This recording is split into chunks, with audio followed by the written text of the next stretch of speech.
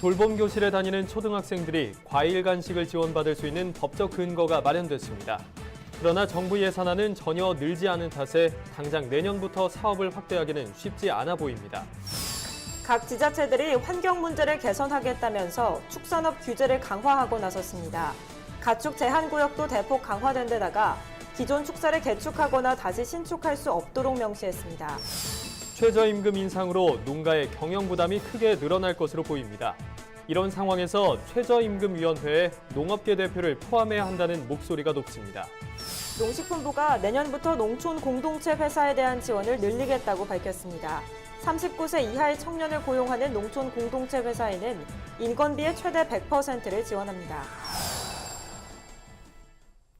여러분 안녕하십니까? NBS 뉴스 24입니다. 돌봄 교실에 다니는 초등학생들이 신선한 과일을 간식으로 먹을 수 있는 사업인 학교 과일 간식 지원 사업의 법적 근거가 마련됐습니다. 이 같은 내용을 담은 식생활교육지원법 개정안이 최근 국회 본회의를 통과해 사업이 추진 동력을 얻게 됐습니다.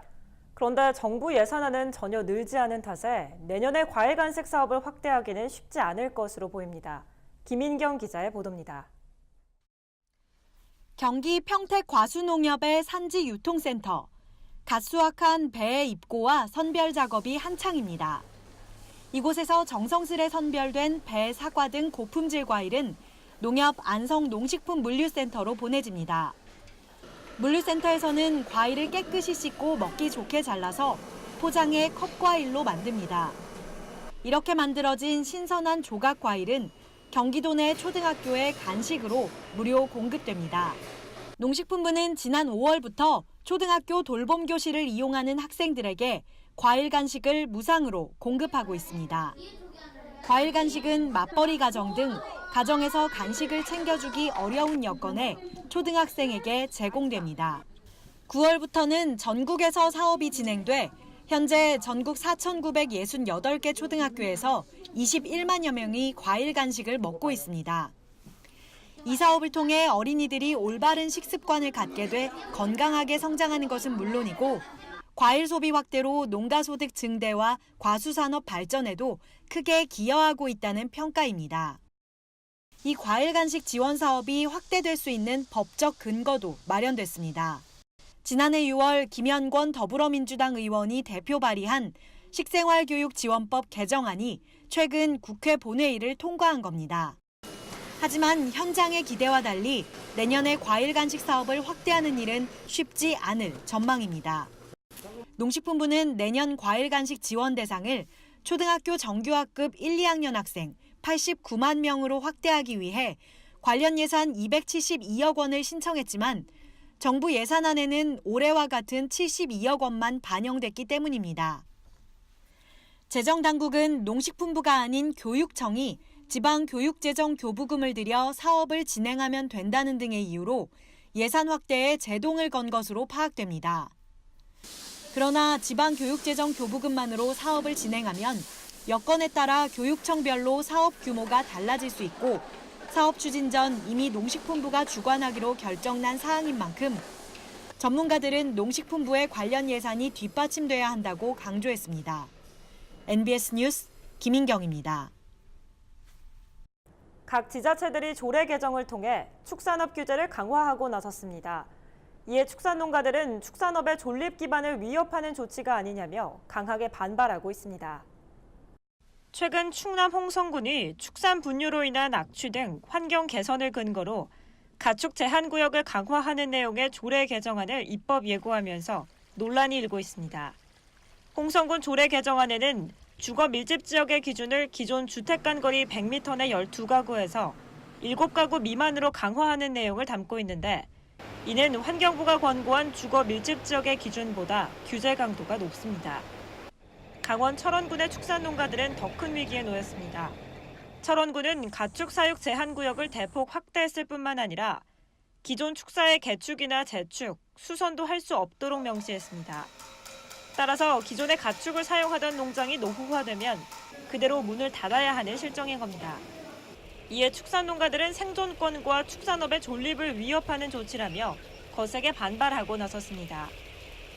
저희 이제 우리 농가들도 환경이라든가 전반적인 사항을 남한테 피해를 안 주고 잘 갖고 나가려고 자구책을 강구하고 있거든요. 악취 문제 이런 문제도 해소 방안을 갖고 가기 위해서 좀 다각적으로 노력을 하고 있어요. 주거 밀집지역에 있는 부분에 있어서 이전을 할 수 있는 계획을 세워줘야 되는데 그냥 안 된다라고 얘기를 하니까 지금 문제가 돼버리는 거예요. 환경 문제를 해결하기 위해서는 무조건적인 규제 강화가 아니라 정부의 적절한 가이드라인과 지원이 필요하다는 게 다수 전문가들의 지적입니다. 최저임금위원회에 농업계 대표를 포함해야 한다는 각계의 목소리가 높습니다. 최저임금 인상으로 농가 경영 부담이 대폭 늘어날 전망인데 임금 결정 과정에서 농업계의 목소리가 반영되지 못한다는 비판이 끊이지 않고 있습니다. 박동민 기자의 보도입니다. 최저임금위원회는 근로자위원과 사용자위원 각 9명, 공익위원 9명 등 모두 27명으로 꾸려집니다. 그러나 사용자위원으로 농업계 대표자를 임명할 수 있는 제도적 장치가 없는 탓에 최저임금 결정 과정에서 농업계의 목소리가 반영되지 못한다는 지적이 제기돼 왔습니다.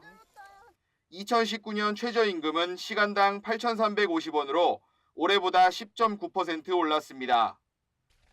농업 부문에도 파장이 클 전망입니다. 최저임금이 2년에 걸쳐 30% 가까이 올라 농가 경영 부담이 불가피해졌기 때문입니다. 농업계는 최저임금을 업종별, 지역별로 차등 적용하고 최저임금 산입 범위에 포함된 숙박비, 식비 등의 현물 지급도 임금으로 인정해달라고 꾸준히 요구해왔습니다. 정부가 8월 말 내놓은 최저임금 후속 대책에 대해서도 농업계는 반발하고 있습니다. 일자리 안정자금 지원 대상 확대 요구 등 농업계의 요구사항이 대부분 반영되지 않았기 때문입니다. 최저임금위원회, 사용자위원회, 이제 농업계 인사를 포함해달라고 정부에 요구를 했어요. 네, 이번 대책을 보니까 소상공인 관련 단체에만 사용자위원 추천권을 주기로 한 것으로 보입니다. 250만 이제 농업인의 요구가 전혀 반영되지 않은 근본의 논의에 대해서 아주 심각한 유감을 표하지 않을 수 없습니다. 한편 김성찬 자유한국당 의원은 최저임금위원회 사용위원 9명 중 1명은 농업인을 대표하는 자로 임명하도록 하는 최저임금법 개정안을 최근 대표 발의했습니다. 농축산물은 공산품과 달라서 생산자 스스로 가격을 결정할 수 없지 않습니까? 그런데 최저임금 결정 과정에서 이 농업계의 현실이 반영되지 못해서 우리 농업인의 보호 육성과 농업인 이익보에도 한참 모자란다. 관련 부처도 협의를 진행하고 있는 것으로 알려졌습니다. 이계호 농식품부 장관은 한 언론과의 인터뷰에서 최저임금위원회에 농업계 인사를 포함해달라고 고용노동부에 요청한 상태라면서 노동부로부터 검토해보겠다는 답변을 들었다고 밝혔습니다. NBS 뉴스 박동민입니다. 농촌 공동체 회사, 다소 낯선 이름이죠. 농촌 주민 스스로가 농업농촌의 다양한 자원을 활용해 지역 주민의 소득을 창출하거나 부족한 사회 서비스를 제공하는 조직인데요. 농식품부가 내년부터 농촌 공동체 회사에 대한 지원을 늘리겠다는 방침을 내놨습니다. 최서영 기자의 보도입니다. 경기도 안성 의료협동조합. 주민과 의료인이 협동해 지역민들의 건강을 공동으로 해결하고 지역사회의 건강 및 복지에 기여하기 위해 만들어진 단체입니다. 안성 의료협동조합처럼 농촌 공동체 회사는 영농 활동에 기반을 두지 않더라도 다양한 영역에서 농촌 주민들을 위한 사업을 수행합니다. 지역사회의 건강 증진과 건강한 마을 만들기 사업을 사명으로 두고 있습니다. 이에 2015년부터 받은 이 5천만 원은 건강 리더 양성과 그들에 의한 건강 모임 활성화 사업에 또한 지역사회의 돌봄에 필요한 서비스를 줄 수 있는 요양보호사를 교육하는 데 사용하였습니다. 농식품부는 2011년부터 현재까지 모두 262곳의 농촌 공동체 회사를 선정, 한 곳당 5천만 원의 사업 운영비를 지원해왔습니다. 선정된 농가들은 지역의 다양한 자원을 활용해 소득 증대에 나서고 또 60세 이상 고령 농업인들을 생산에 참여시키는 등 지역 일자리 창출에도 기여했습니다. 이 가운데 농식품부가 내년부터 농촌 공동체 회사에 대한 지원을 더욱 확대하겠다는 방침을 내놨습니다. 먼저 39세 이하의 청년을 고용하면 인건비의 최대 100%를 지원하고 만약 청년이 농촌 공동체 회사를 창업하면 창업자금도 지원합니다. 또 사업 안정자금의 지원도 현행 최장 4년에서 5년으로 연장할 계획입니다. 농촌의 다원적 기능을 살린 농촌 공동체 회사를 통해 농촌 경제가 더욱 활성화할 것으로 전망하고 있습니다. MBS 뉴스 최사연입니다. 올여름 기록적인 폭염 속에서 전기요금 폭탄 걱정에 에어컨도 마음대로 못 켠 분들 많으실 겁니다. 이런 가운데 태양광 발전 시설이 농촌 지역에서 인기를 끌고 있습니다. 전주현 기자가 보도합니다. 주차된 차량 위로 태양광 발전 시설이 빼곡히 들어섰습니다. 함안군청에 태양광 발전 시설이 설치된 것은 2012년. 시간당 95.6kW의 생산 전기를 청내에 사용하면서 연간 1,600만 원 정도의 전기료를 절감할 수 있습니다. 이처럼 태양광 발전의 효율이 알려지면서 인근 지역 주민들의 신청도 늘고 있습니다. 지난해 함안에서 신청된 태양광 발전 허가는 40건. 하지만 올해 함안에서만 지난달까지 43건의 허가 신청이 접수됐고 의령에서는 64건이 신청돼 지난해 28건을 벌써 2배 이상 넘어섰습니다. 주민들이 가정에 설치하는 3kW 이하의 태양광 발전 신청도 늘어 함안은 120가구, 의령은 112가구가 지원 대상으로 선정됐습니다. 설치 비용의 60%를 지원받고 실질적인 전기료 절감이 매력으로 다가오면서 관심이 는 것인데 지자체의 지원도 한몫했습니다.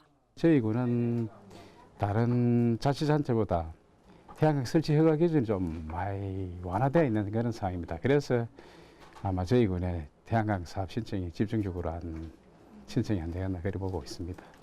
함안과 의령은 앞으로 지속적인 예산을 확보해 친환경 에너지 확대에 나서겠다는 목표입니다. 태양광 발전 시설을 설치하는 비용을 지원받고 또 전기요금까지 크게 절약할 수 있는 태양광 발전 시설이 시골 지역부터 인기를 끌고 있습니다. 헬로티비 뉴스 전주현입니다. 간추린 뉴스입니다. 올해부터 농촌진흥청이 가축 인공수정사 시험을 실시합니다.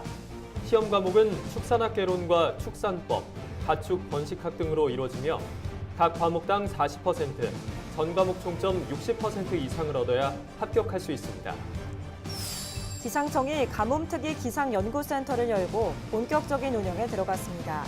연구센터는 가뭄 장기예보 원천 기술을 확보하는 연구를 수행하고 적기에 가뭄 관련 정보 서비스를 제공함으로써 농가 피해 예방에 도움이 될 것으로 보입니다. 장수군 한우랑 사과랑 축제가 오는 14일부터 16일까지 의암공원 일대에서 열립니다.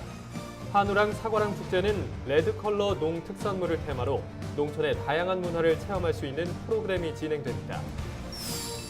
농업박물관이 쌀의 가치를 홍보하기 위해 제7회 농사랑 쌀사랑 공모전을 개최합니다.